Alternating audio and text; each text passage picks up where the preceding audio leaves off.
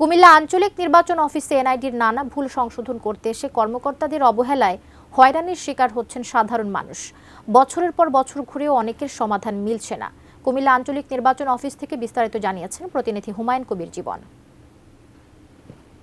ভোগান্তির আরেক নাম আঞ্চলিক নির্বাচন কর্মকর্তার কার্যালয়। আমি এই মুহূর্তে আছি কুমিল্লা নির্বাচন কর্মকর্তার কার্যালয়ের সামনে। এখানে এসে যে বিষয়টি জানতে পেরেছি, জাতীয় পরিচয়পত্র তথ্যগত ভুল সংশোধন করতে এসে কিন্তু যারা সাধারণ মানুষ তারা কিন্তু ভোগান্তির শিকার হচ্ছেন। তারা অভিযোগ করে বলেছেন যে কর্মকর্তাদের এক টেবিল থেকে অন্য টেবিলে কিন্তু তারা ঘুরে বেড়াচ্ছেন। আরেকটি বিষয় আমরা জানাতে চাচ্ছি যে আসলে আগামী ২ জানুয়ারির মধ্যে কিন্তু এই তথ্যগত ভুল সংশোধন করতে নির্বাচন কমিশনার বলেছেন। তবে এখানে নির্বাচন কর্মকর্তা রয়েছেন, তার সাথে কথা বলেছিলাম।